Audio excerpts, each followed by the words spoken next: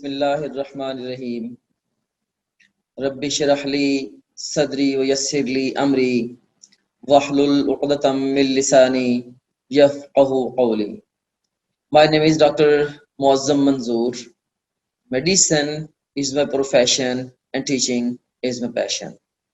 And again, I'm going to share my passion with you people through the course of this webinar.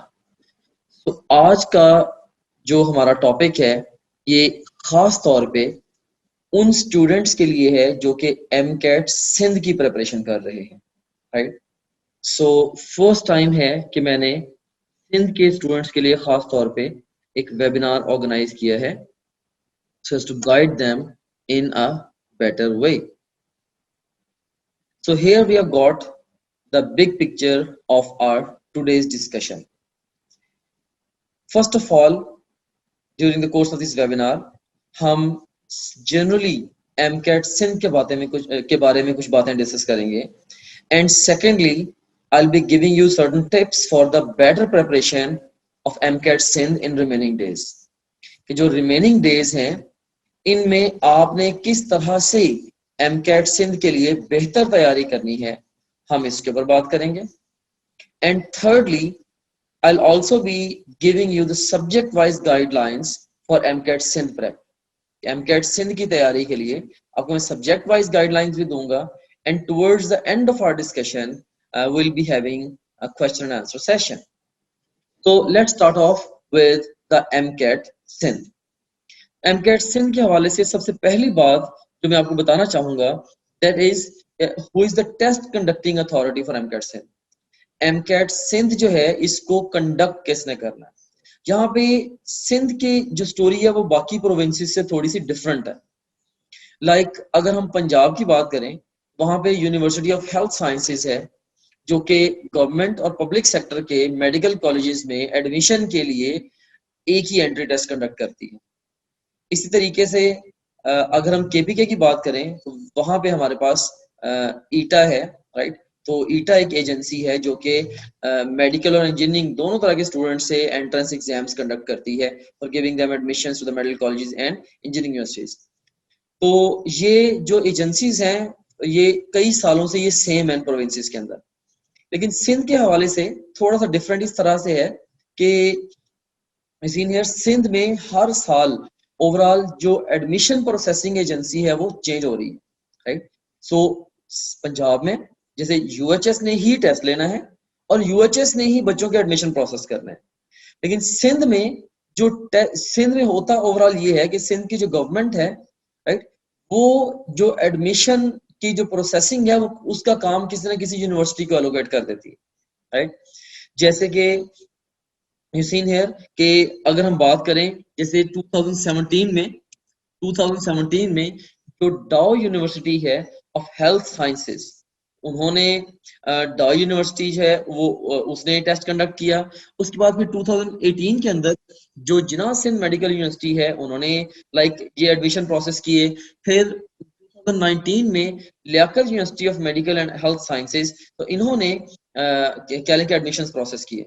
तो भले ये इन सालों में different universities हैं जिन्होंने मेडिकल कॉलेजेस के एडमिशंस को प्रोसेस किया है, लेकिन टेस्ट कंडक्टिंग अथॉरिटी इन ईयर्स में भी सेम रही है, and that is the NTS. NTS ने ही इन सालों में भी टेस्ट कंडक्ट किए हैं, राइट. ओके, सो अब ओवरऑल यहाँ पे मैं आपको ये बताना चाहता हूँ कि टेक होम जो पॉइंट है वो ये है कि नंबर 1 जो 2020 में टेस्ट कंडक्टिंग अथॉरिटी होगी ये मोस्ट प्रोबेबली ये एनटीएस ही रहेगी, और जो जिस यूनिवर्सिटी ने एडमिशन प्रोसेस करने हैं वो हो सकता है कि चेंज हो जाए. मे बी वो को और यूनिवर्सिटी ऑन बोर्ड ले आए जो कि इस साल जो है वो एडमिशंस को प्रोसेस करें. एनीवेज, अब हम बात करते हैं थोड़ी सी number of multiple choice questions के बारे में. तो यहाँ पे ये बात मैं वाजे करना चाहता हूँ कि अभी रिसेंटली कुछ ही दिन पहले पीएमडीसी ने अपना ऑल ओवर द कंट्री ये एडमिशंस का एक प्रोसीजर दिया है, राइट. सो वो सेम प्रोसीजर है जो कि all over the country different provinces में भी फॉलो होने हैं, राइट. तो ऑफ कोर्स जिस तरह का टेस्ट अब पीएमडीसी ने प्रेस्क्राइब किया है उसी पैटर्न पे जो टेस्ट है वो ऑफ कोर्स सिंध के अंदर भी कंडक्ट होना है. राइट। सो सिंध जो है इसने डिविएट नहीं करना, लाइक जैसे पहले होता था कि एमकैट से एमकैट पंजाब का पैटर्न और था, ईटा का पैटर्न थोड़ा डिफरेंट था, सिंध के एमकैट का पैटर्न डिफरेंट था एंड सो ऑन। लेकिन अब ओवरऑल जो एग्जाम का पैटर्न है वो सेम है, सिर्फ और सिर्फ जो टेस्ट कंडक्टिंग एजेंसीज हैं या एडमिशन प्रोसेसिंग एजेंसीज जो हैं वो वेरी कर रही हैं, राइट। तो इसके अंदर अब पीएमडीसी के न्यू रूल के मुताबिक जो भी चंद दिन पहले उन्होंने जो गाइडलाइंस दी हैं उसके अकॉर्डिंगली ओवरऑल एमकैट सिंध जो होगा इसमें अब 200 एमसीक्यूज अपीयर होंगे, टोटल 200 मार्क्स से पेपर होगा और उसमें बायो में से 80 क्वेश्चंस होंगे, केमिस्ट्री के सब्जेक्ट्स में से 60, फिजिक्स में से 40 और इंग्लिश में से 20 क्वेश्चंस होंगे। ऑलराइट, और ये जो क्वेश्चंस हैं ये तीन तरह के होंगे, क्वेश्चंस तीन तरह के होंगे, एक है memory based, secondly analysis and thirdly application based. वैसे तो पीएमडीसी ने ओवरऑल जो ब्रेकअप दिया है उसमें उन्होंने काफी सारी कैटेगरीज के अंदर बताया कि क्वेश्चंस आने हैं।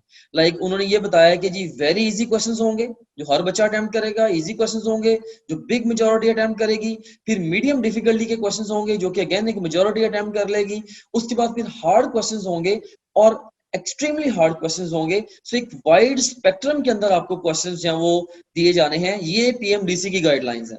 सो यहाँ पे मैं आपको ये बताता चलूं कि अब उन स्टूडेंट्स ने फाइनली अपना एडमिशन सिक्योर करना है जो कि खास तौर पे जो हार्ड और एक्सट्रीमली हार्ड क्वेश्चंस हैं इनको सही कर पाएंगे।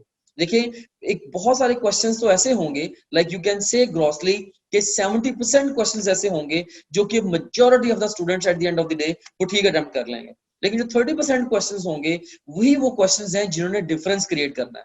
सो ये तो पीएमडीसी ने जो क्वेश्चंस के डिफिकल्टी लेवल में कन्वर्सेशन की है या जो उन्होंने नोटिफिकेशन में मेंशन किया है मैंने आपको वो बता दिया है। सो मैंने आप लोगों को बेहतर तरीके से समझाने के लिए और ज्यादा प्रैक्टिकली बताने के लिए कि आपने तैयारी कैसे करनी है, मैं क्वेश्चंस को तीन कैटेगरीज के अंदर डिवाइड कर देता हूँ कि जो आपको एंट्री टेस्ट में क्वेश्चंस आने हैं वो तीन तरीके के आने हैं। तो ये इस हिसाब से मैं बता रहा हूँ कि आपने अब एंट्री टेस्ट की इन डिफिकल्टी लेवल्स को सोच के तैयारी करनी है। सो एक तो आपको मेमोरी बेस्ड क्वेश्चंस आने हैं, यानी कि सीधी बुक की लाइनें उठा के उन्होंने आपके इसके एमकेट सिंध के पेपर में देनी है। अगर आपने बुक लाइन पढ़ी भी आपको याद आ गई है, सवाल अटेम्प्ट हो जाएगा। सेकेंडली एनालिसिस बेस्ड क्वेश्चंस होने हैं जिन्होंने बुक की जिसमें उन्होंने बुक की इंफॉर्मेशन को घुमा फिरा के उन्होंने आपसे आप कह लें कि क्वेश्चन पूछना है, राइट। बुक ही की इंफॉर्मेशन को घुमा फिरा के आपसे पूछेंगे, ये है एनालिसिस क्वेश्चन। सो बेसिकली इन क्वेश्चन को आंसर करने के लिए you need to have good concept of the topic, right.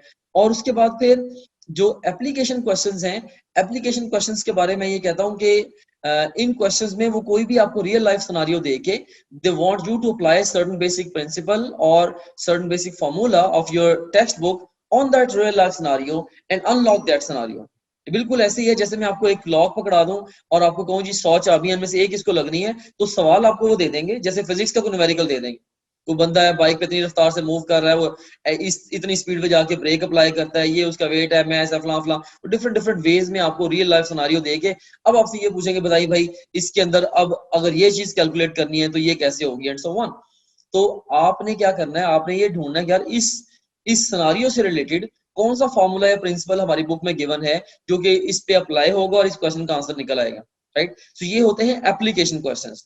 Generally speaking subject to subject वैसे वेरी करता है, लेकिन जनरली अगर सारे सब्जेक्ट्स को मैं कलेक्टिवली समरी बना के आपको बताऊं तो तकरीबन 70% क्वेश्चंस जो वो मेमोरी बेस्ड होते हैं, तकरीबन 20% एनालिसिस बेस्ड, 10% जो वो एप्लीकेशन क्वेश्चंस होते हैं। तो अब भले ही एनालिसिस और एप्लीकेशन वाले क्वेश्चंस का काउंट थोड़ा है, ये 30% है ग्रॉसली, लेकिन यही वो क्वेश्चंस हैं जिन्होंने आपके एडमिशन को डिटरमिन करना है, राइट।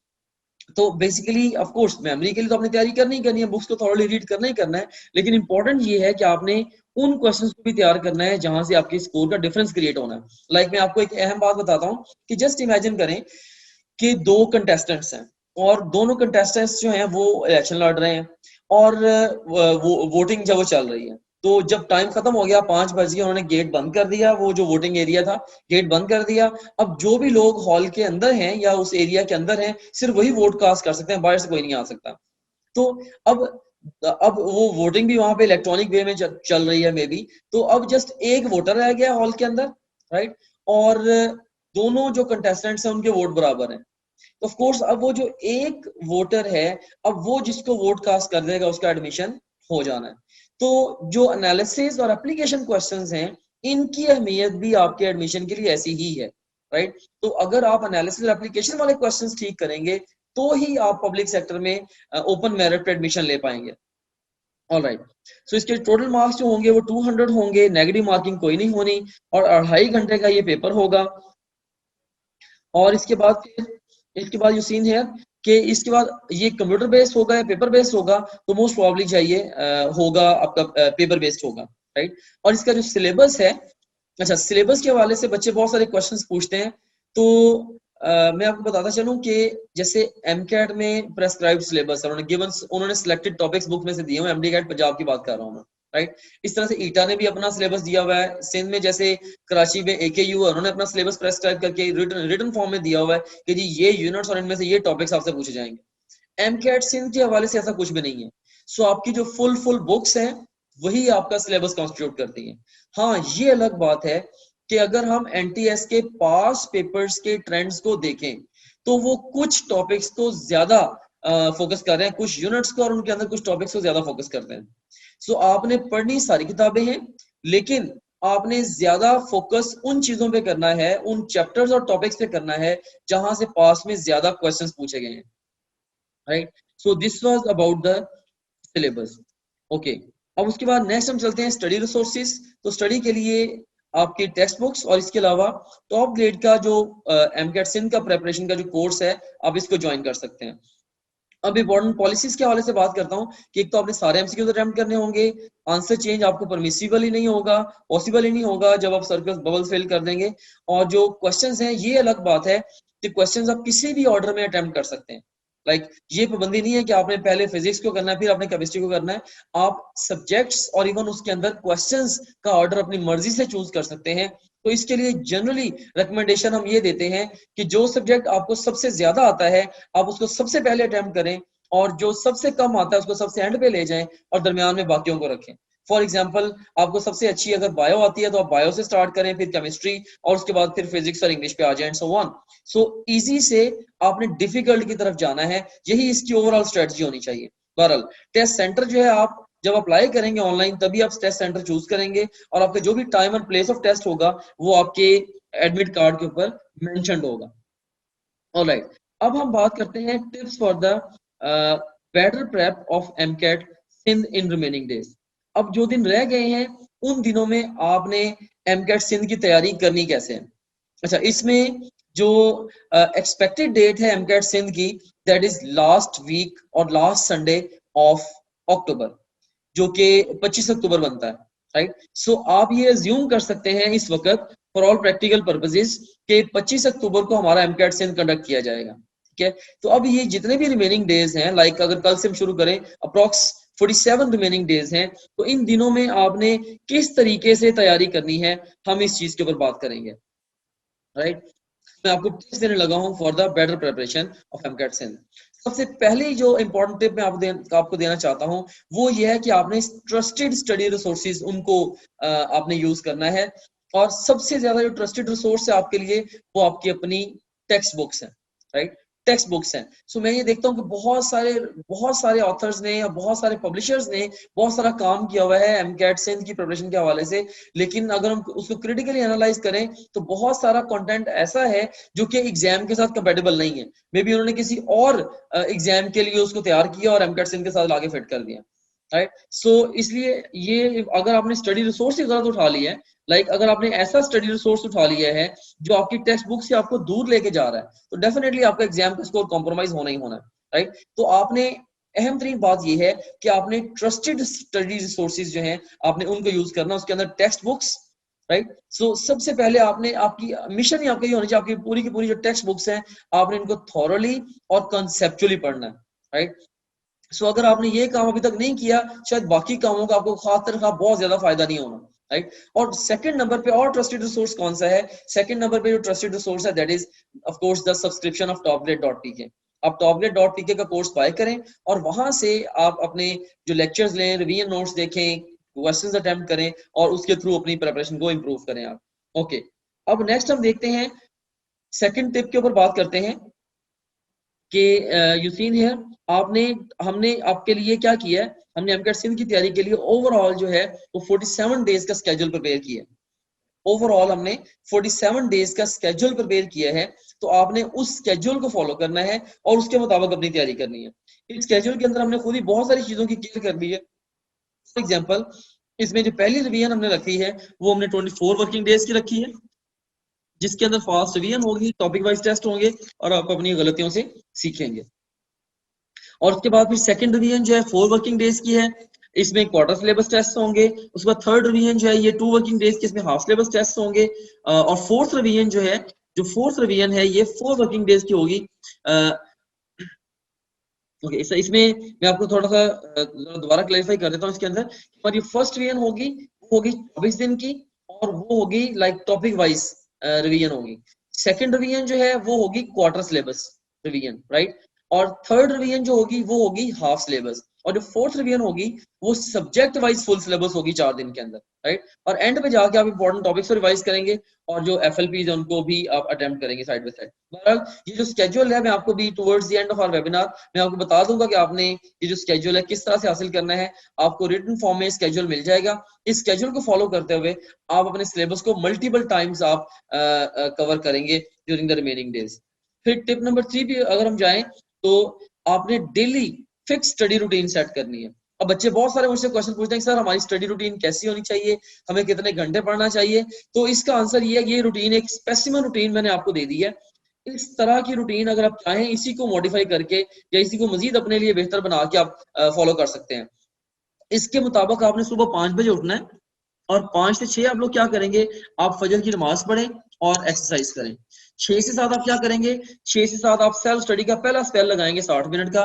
7 से 8 आप बात लें, ब्रेकफास्ट करें, फैमिली को थोड़ा टाइम दें। 8 से 9 आप दोबारा सेल्फ स्टडी के सेकंड स्पेल पे चले जाएंगे, जो कि 9 से 10 भी कंटिन्यूड रहेगा। 10 से 11 आपने इस दौरान में आधे घंटे की टी ब्रेक लेनी है और उसके बाद फिर दोबारा आपने सेल्फ स्टडी का थर्ड स्पेल शुरू कर देना है। 11 से 12 और 12 से 1 आपका जो थर्ड स्पेल है वो कंटिन्यूड रहेगा, राइट।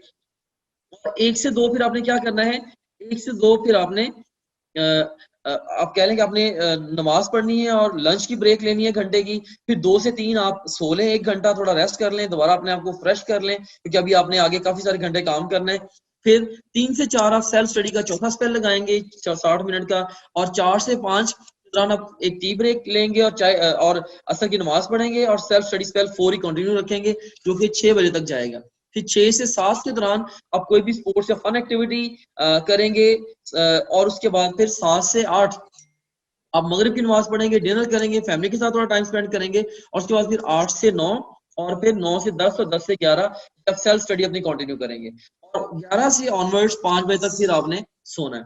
तो ये जो रूटीन है ये एक बड़ी जबरदस्त रूटीन है। इसके अंदर आपकी हेल्थ भी अच्छी रहेगी, आपका स्टेमिना भी लूज नहीं होगा और आप ये रूटीन इतनी रियलिस्टिक रूटीन है कि ये ओवर किस्म की रूटीन नहीं है कि आपको बहुत ज्यादा पहले हफ्ते के अंदर थका दे उसके बाद फिर आपको हफ्ता रेस्ट करना पड़े। तो आप इस रूटीन को फॉलो करना शुरू करें, डे इन डे आउट आपकी एफिशिएंसी भी इंप्रूव होती चली जाएगी और ये रूटीन ऐसी है जिसके साथ अगर आप स्टिक इवन 1 साल के लिए भी स्टिक किए रहेंगे ये आपको थकाएगी नहीं, राइट। सो रिमेनिंग डेज में ये रूटीन मेरी तरफ से सजेस्टेड है। हाँ, ये इंपॉर्टेंट बात जरूर है कि इस रूटीन को आप अपनी अपनी नीड के अकॉर्डिंगली थोड़ा बहुत कस्टमाइज कर सकते हैं, राइट। सो लेकिन जो भी रूटीन आप बनाएं फिर उस रूटीन को आप अपने लिए फिक्स करें। डेली बेस पे रूटीन को चेंज करना ये हरगिज हरगिज ना ये रिकमेंडेड है और ना ये सही है, राइट। सो अपनी पक्की रूटीन बनाएं। और एक और अहम बात जो मैं आपको बताना चाहूंगा वो मैं ये बताना चाहता हूं कि आपने जब भी अपनी स्टडीज को लेके चलना है तो आपकी टेंडेंसी ये होनी चाहिए कि आप डे का जो फर्स्ट हाफ है उसमें आप मुश्किल तरीन कामों को करें और जैसे जैसे डे गुजरता जाए प्रोग्रेस करता जाए आपके काम मुश्किल से आसान होते चले जाएं and so on, right. Okay, उसके बाद अब हम चलते हैं टिप नंबर 4 पे। टिप नंबर 4 क्या है कि you have to practice as many MCQs as possible. आपने बेतहाशा एमसीक्यूज की प्रैक्टिस करनी है। इस वक्त जो सबसे बड़ी टिप है आपके लिए वो यही है। अगर आप कहें कि आज की बातों में से अहम तरीन बात वो ये है, आप कहेंगे सर हम अगले 47 दिनों में क्या करें, मैं कहूंगा बेटा हर चैप्टर हर टॉपिक के बेतहाशा एमसीक्यूज अटेम्प्ट करें और जो सवाल आपके गलत हों उन गलतियों को करेक्ट कर लें। देखें, the best way to avoid mistakes on the final exam is to make mistakes before the exam, right? तो अगर आप बहुत सारे क्वेश्चंस अटेम्प्ट करेंगे, लाइक अगर 25,000 क्वेश्चंस से अगर आप अटेम्प्ट कर लेते हैं तो ऑटोमेटिकली आप कह लें कि वो गलतियां जो कि पॉसिबली या मुमकिन तौर पे आपने रियल एग्जाम में जाके करनी थी, आप पहले करके उनको सही कर चुके होंगे। तो बाय डिफॉल्ट असल इम्तिहान में जब आप बैठेंगे, हर क्वेश्चन वो ऐसा ही होगा जो कि आपने पहले किया होगा और आप उसको सही करेंगे इंशाल्लाह, राइट। सो एक बच्चा जिसने 5000 सवालों की प्रैक्टिस की है और एक ऐसा बच्चा जिसने 10,000 एमसीक्यूज की प्रैक्टिस की है और एक ऐसा बच्चा जिसने 25 से 30,000 एमसीक्यूज की प्रैक्टिस की है, उनके स्कोर में 100% डिफरेंस आना ही आना। So MCQs practice, this is the key है। ऑलराइट, उसके बाद अब हम चलते हैं टिप नंबर 5 के ऊपर। ये फोटोग्राफ है आपके सामने, ये उसकी है मैराडोना की ये फोटोग्राफ है। ये उसका प्लेयर था, लाइक अर्जेंटीना का फुटबॉल का प्लेयर था।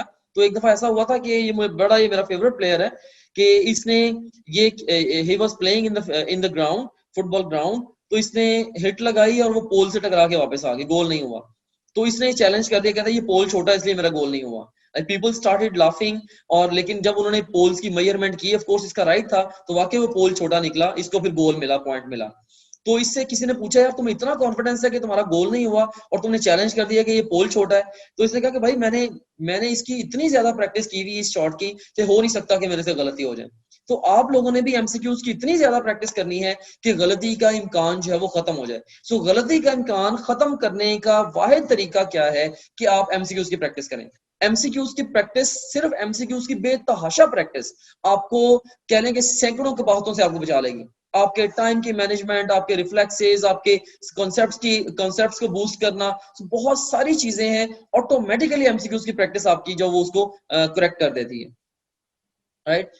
तो बिल्कुल ऐसे ही जैसे कि जब तक आप पूल में एंटर नहीं होंगे तब तक आप स्विमिंग नहीं सीख सकते, इसी तरीके से जब तक आप एमसीक्यूज की प्रैक्टिस नहीं करेंगे तब तक आप एंट्री टेस्ट में अच्छा स्कोर नहीं कर सकते, राइट। ओके, उसके बाद फिर टिप नंबर 5 के ऊपर अगर हम जाएं, तो अगर जब भी कभी एमसीक्यूज की प्रैक्टिस के दौरान आपका कोई सवाल गलत होता है, आपने अपनी मिस्टेक से सीखना जरूर है, राइट। जैसे अब टॉप ग्रेड का क्वेश्चन बैंक है, उसमें तकरीबन 25,000 से ज्यादा एमसीक्यूज हैं जो कि एमकेट एमकेट सिंह से रिलेटेड है।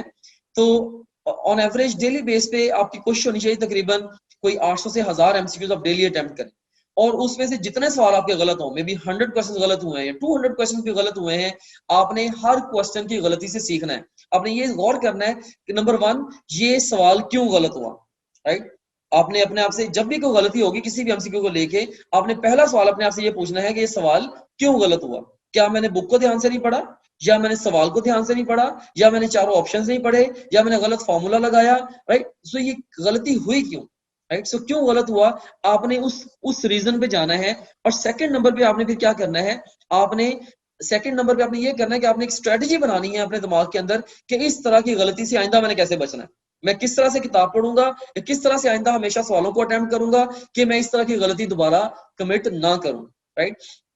सो इसमें कॉन्सेप्ट की, इसमें मेमोरी की मिस्टेक भी हो सकती है, कॉन्सेप्ट की मिस्टेक भी हो सकती है, इवन आपकी अप्रोच की मिस्टेक भी हो सकती है कि आपने किस तरीके से सवाल को अटेम्प्ट किया एंड सो ऑन, राइट। सो बहरहाल, तो जब आप अपनी गलतियों से या हर गलती से सीखने की हैबिट बना लेंगे, ऑटोमेटिकली आपके जो गलतियों का काउंट है डे इन डे आउट ये डिक्रीज होना शुरू हो जाएगा। से पहले दिन आपने 1000 सवाल अटेम्प्ट किए, आपकी 300 गलतियां हुई। उससे अगले दिन आपने क्वेश्चंस अटेम्प्ट किए, 1000 सवाल अटेम्प्ट किए, तो आपकी जो गलतियों का काउंट है वो 300 से एटलीस्ट कम ही होना चाहिए, मे बी वो 250 हो जाए, और ग्रेजुअली आपकी जो मिस्टेक्स हैं वो रिड्यूस होती चली जाएंगी, राइट। सो आपने हर रॉन्ग क्वेश्चन की से आपने सीखना जरूर है। This is critically important to learn from each wrong question that you have attempted during the practice. उसके बाद अगर हम बात करें कि अब हम देखते हैं कि सब्जेक्ट वाइज गाइडलाइंस अब मैं आपको देने लगा हूं एमकेट सिंध की प्रिपरेशन के लिए। ये कुछ क्वेश्चंस भी बच्चों ने पूछे हुए हैं, तो इन क्वेश्चंस के हवाले से मैं थोड़ा सा भी आंसर कर देता हूं, उसके बाद फिर हम इसके ऊपर फर्दर बात करेंगे।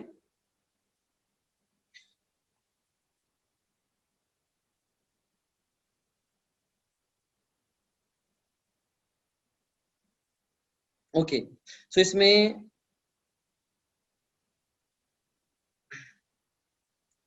ये एक स्टूडेंट है, I am Aileen from Quetta but domicile from Sindh.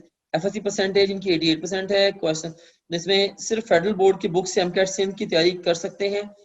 तो एमकेट सिंध के लिए प्रेफरेबली आई वुड से कि आपका सिंध की ही टेक्स्ट बुक्स को यूज करें। लेकिन अगर आपने सिंध की टेक्स्ट बुक्स को पहले नहीं पढ़ा होगा, राइट। आपने पहले फेडरल बोर्ड की टेक्स्ट बुक से ही पढ़ा हुआ है, फिर ठीक है, फिर आप भले अपनी ही बुक से, जो फेडरल बोर्ड की बुक्स है उससे तैयारी कर लें, क्योंकि जो रिमेनिंग टाइम है इसमें हरगिज हरगिज आपके पास ये टाइम नहीं है कि आप नई बुक्स को हटा डालें, राइट।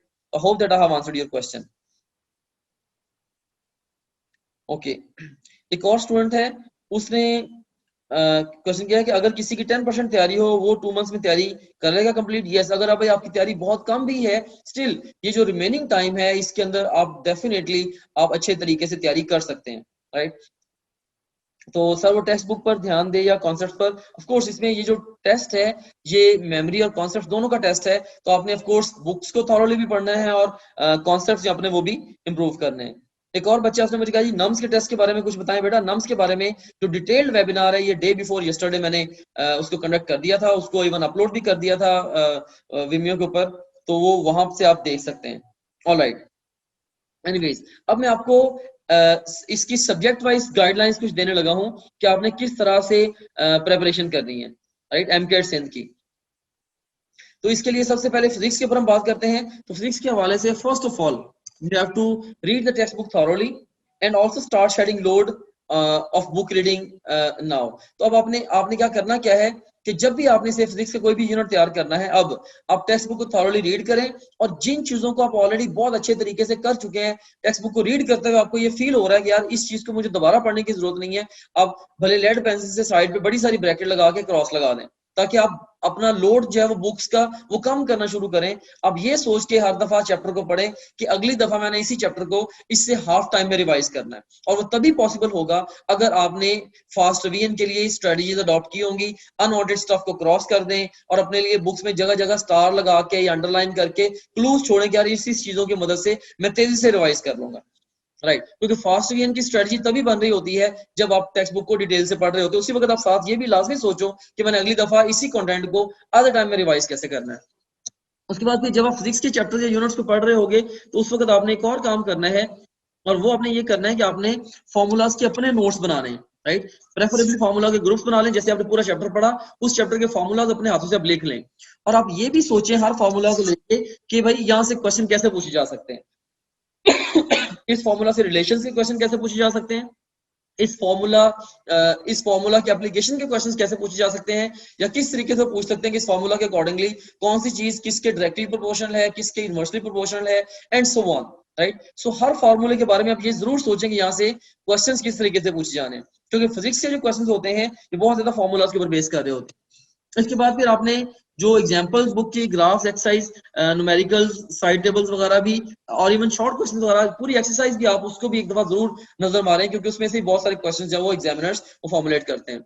और जो पास्ट क्वेश्चंस हैं, पास्ट क्वेश्चन चूंकि आपका भले एडमिशन प्रोसेसिंग यूनिवर्सिटी चेंज हो रही है, लेकिन जो टेस्ट कंडक्टिंग अथॉरिटी है वो इतने सालों से सेम ही है, एनटीएससी आपका टेस्ट ले रही है, तो इसीलिए अब कह लो कि जो पास्ट क्वेश्चंस हैं आप उनकी एज सच प्रैक्टिस जो है वो लाजमी करें। ऑफ कोर्स अगर एनटीएससी टेस्टिंग एजेंसी है तो पास्ट क्वेश्चंस या उनके अल्टर्ड जो क्वेश्चंस हैं वो रिपीट भी हो सकते हैं, तो अल्टर्ड पास्ट क्वेश्चंस जो स्पेशली इंपॉर्टेंट है।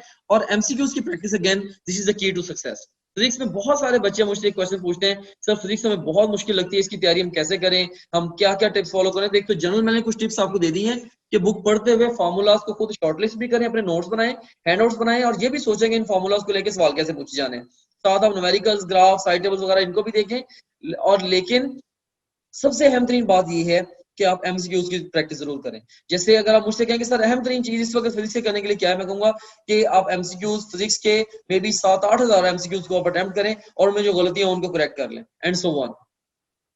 ऑलराइट, उसके बाद फिर अब हम बात करते हैं केमिस्ट्री को प्रिपेयर करने के लिए। तो इसके लिए भी टेक्स्ट बुक को आपने थॉरोली पढ़ना है अपना, और जो चीज आपको आती है उनको क्रॉस करना शुरू कर दें।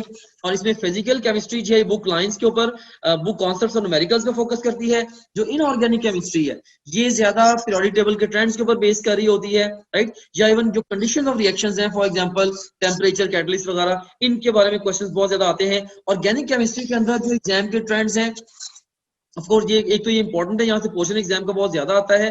तो इसके अंदर इसको ऑर्गेनिक केमिस्ट्री को तैयार करने का तरीकाकार ये है कि आप लोग जो बेसिक प्रिंसिपल्स हैं रिएक्शंस के उनको तैयार करें, उनके एग्जांपल्स को तैयार करें, राइट। फॉर एग्जांपल जैसे अल्कोहल डिहाइड्रेशन से एल्कीन में बनना है, तो ये एक बेसिक प्रिंसिपल है। तो इसकी जो काफी सारी एग्जांपल्स आप साथ इसके याद कर लें। और कंडीशंस जो रिएक्शंस की हैं, जैसे हमने देखा था इनऑर्गेनिक केमिस्ट्री में कंडीशंस इंपॉर्टेंट है, तो ऑर्गेनिक केमिस्ट्री के अंदर भी रिएक्शंस की जो कंडीशंस है वो इंपॉर्टेंट है। तो और लेकिन अहम तरीन एक बात यहाँ पे ये भी है कि टेक्स्ट बुक से बाहर जाने की आपको हरगिज जरूरत नहीं है, राइट। जो सिंध की टेक्स्ट बुक्स हैं बेसिकली उन्हीं में से पेपर आना है, तो उससे बाहर जाने की आपको खातर खास जरूरत जो है वो नहीं है। पास क्वेश्चन बाकी इंपॉर्टेंट है और एमसीक्यूज की practice again that's the key to the success. उसके बाद अगर हम बात करें बायोलॉजी के पोर्शन की, तो इसके अंदर भी आप टेक्स्ट बुक्स को थॉरली पढ़ना शुरू कर दें। और बायोलॉजी में जो बुक की लाइन और कॉन्सेप्ट ज्यादा आते हैं, इसमें आपने अच्छा पास्ट पेपर्स को देख के आप ये अंदाजा लगाएं कि बायोलॉजी के किन चैप्टर्स और टॉपिक्स पे ज्यादा फोकस है। फॉर एग्जांपल किंगडम एनिमेलिया पे, किंगडम प्लांटी की निस्बत उनका ज्यादा फोकस है, आपने इसके ऊपर ज्यादा टाइम स्पेंड करना है, सो ऑन। तो कुछ चैप्टर्स हैं जिनको एग्जाम ज्यादा फोकस करता है। फॉर एग्जांपल सेल बायोलॉजी है या ह्यूमन फिजियोलॉजी वाले जो चैप्टर्स हैं, इनके ऊपर एग्जाम ज्यादा फोकस करता है, राइट। तो इसके मुकाबले में जैसे कुछ चैप्टर्स हैं जैसे एवोल्यूशन है या जैसे एनवायरनमेंट वाले चैप्टर्स हैं, उनके ऊपर वो कम फोकस करता है एग्जाम। बहरहाल पास्ट पेपर्स को देख के बड़ा अच्छा अंदाजा हो जाता है कि किन चीजों के ऊपर एग्जाम का फोकस है। So you have to focus more on the most likely to be tested areas. उसके बाद पास क्वेश्चन की प्रैक्टिस अगेन ये इंपॉर्टेंट है। टॉप ग्रेड के जो लेक्चर्स और रिवीजन नोट्स हैं, ये आपको खासतौर पे बायोलॉजी के एक्सट्रीमली आपको आपके लिए हेल्पफुल होंगे। बायोलॉजी के कॉन्सेप्ट्स को बिल्डअप करने के लिए ये रिमार्केबली आपको ये हेल्प आउट करेंगे। और उसके बाद फिर एमसीक्यूज की जो प्रैक्टिस है और जो बुक रीडिंग है over and over again, key to success है as far as the biology is concern. बाकी इंग्लिश के हवाले से देखें, इंग्लिश के ऊपर आपने बहुत ज्यादा टाइम स्पेंड नहीं करना, जस्ट 20 एमसीक्यूज वहां से पूछे जाने हैं, तो आपने बड़ा लिमिटेड सा टाइम स्पेंड करना है आपने इसके ऊपर। और इसमें से भी अब देखेंगे जो ग्रामर के पोर्शन है, खासतौर पे ग्रामर के हवाले से आप टॉप ग्रेड के लेक्चर्स सुन लें, रिवीजन नोट्स को देख लें, तकरीबन 30 से 40 घंटे में आपकी ग्रामर इंशाल्लाह अच्छी पॉलिश अप हो जाएगी। और उसके बाद फिर क्वेश्चंस की कुछ ना कुछ प्रैक्टिस कर लें। तो याद रखना ग्रामर के अंदर जो गुड सेंस डेवलप करना ये मोर इंपॉर्टेंट है rather than memorising the rules. ठीक है, रूल्स को भी आप मेमोराइज करें, लेकिन इससे भी ज्यादा इंपॉर्टेंट ये है कि आप ओवरऑल अपनी जो सेंस डेवलप करें कि ग्रामर के जो क्वेश्चंस हैं वो किस तरह से आते हैं और उसके अंदर से उनको हमने अटेम्प्ट किस तरीके से करना है, राइट। उसके अंदर जैसे स्पॉट दी एरर है या सेंटेंस करेक्शन वगैरह, तो ग्रामर के ऊपर वो बेस कर रहे होते हैं। ओके, तो ये कुछ सब्जेक्ट वाइज मैंने बातें आपको बता दी। बहरहाल इंग्लिश के ऊपर आपने बहुत ज्यादा जोर नहीं लगाना, बस लिमिटेड सा टाइम आपने इंग्लिश को देना है और उसमें भी ग्रामर इसकी प्रिपेयर कर लें। एज सच कोई वोकैब के वर्ड्स की खातिर खा लिस्ट नहीं है जहां से कोई जैसे कि बाकी प्रोविंसेस में उन्होंने वोकैब की भी लिस्ट दी हुई होती है वर्ड्स की, तो अभी तक इस सिंध के हवाले से कोई लिस्ट नहीं आई कि ये वाले वोकैब के वर्ड्स हैं। बहरहाल 20 एमसीक्यूज आएंगे। अब ये क्या क्या हो सकते हैं, जैसे सेंटेंस कंप्लीशन हो सकती है, स्पॉट दी एरर क्वेश्चंस हो सकते हैं, सेंटेंस करेक्शन हो सकती है, 4 फिक्रों में से एक सही चूज करना है, या सिनोनिम्स हो सकते हैं, उससे आपकी इंग्लिश की टेक्स्ट बुक ही के सिनोनिम्स आ जाएं एंड सो ऑन, राइट। सो बहरहाल इस तरीके से इंग्लिश से क्वेश्चंस आएंगे, तो आपने लिमिटेड सा टाइम जो है इसको इंग्लिश के सब्जेक्ट को देना है। So that's all about today. I hope that you have enjoyed the process of learning with me. Thank you very much. May Allah bless you all.